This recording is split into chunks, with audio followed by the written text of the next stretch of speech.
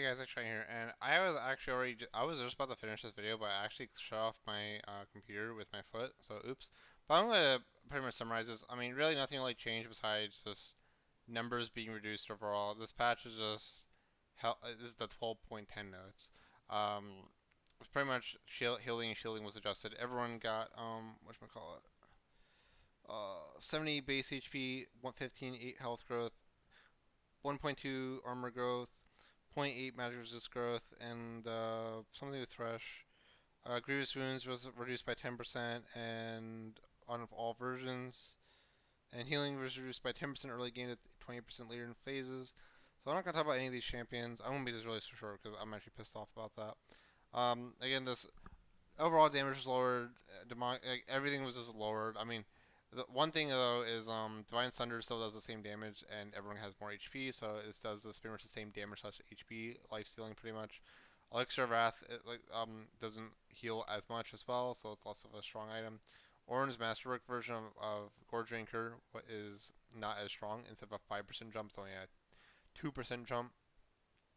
What else was there? Was pretty big. I mean, Omnivamp on Jungle Item. I mean, that doesn't really matter.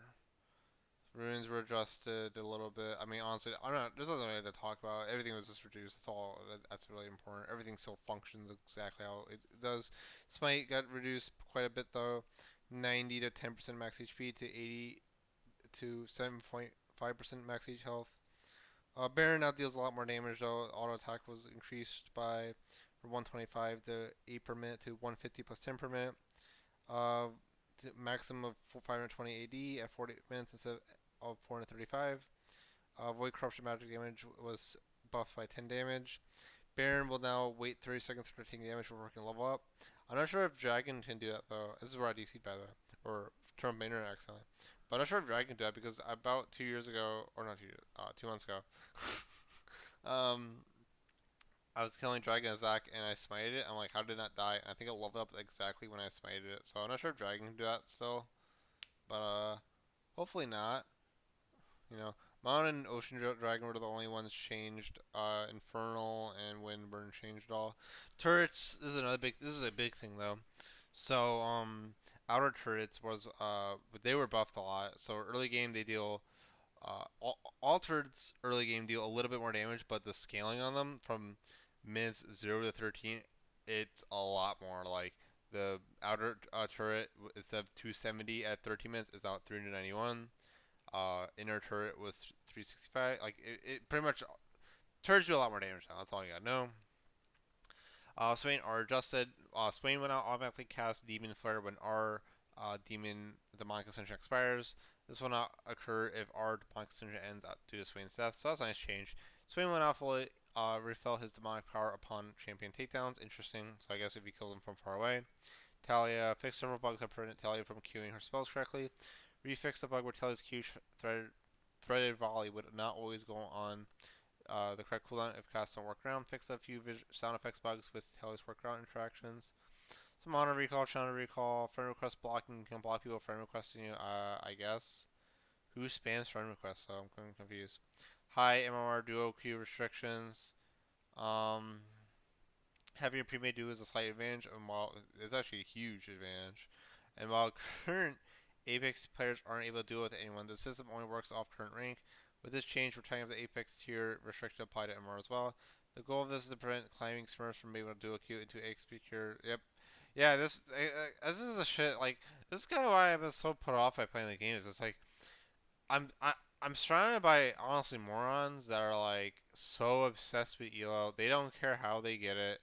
They don't care about how you play. They just care about your rating when it's like, why does it matter if you suck? Like, bro, there's so many quote unquote challenger players that why don't they go pro? Oh wait, maybe because they suck and don't actually belong in challenger, you know?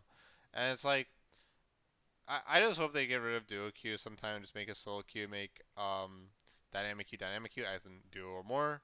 Um, Yeah, so up until now, these players could do it and reliably get into Apex tier games, and they boost their hell their MMR, which isn't fair when they're playing against people who can't do it. If this change works as, these people freaking do like some boost shit. They boost their hell their MMR duo queuing.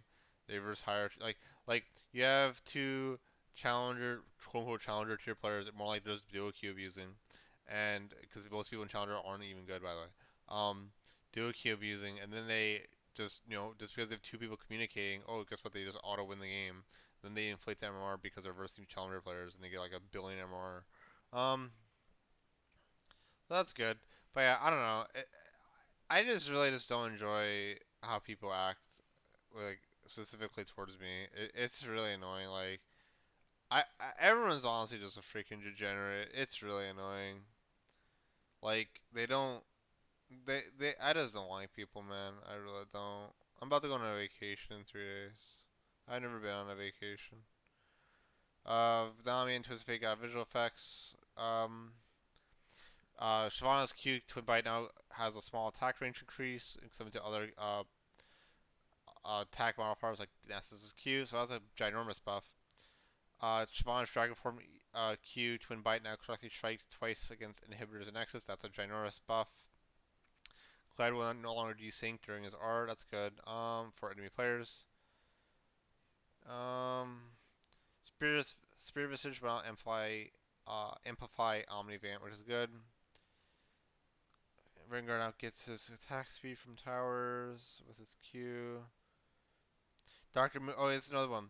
So Blast Clone uh, blown up by an ally would no longer consume passive, such as Doctor Moon's passive or Malzahar's passive, or prevent Morgana from her E not work. Her E would make if Morgana E'd herself and someone hit the trap, she wouldn't bounce. So that's really good. That was a really annoying thing with Mundo. So that's a big Mundo buff.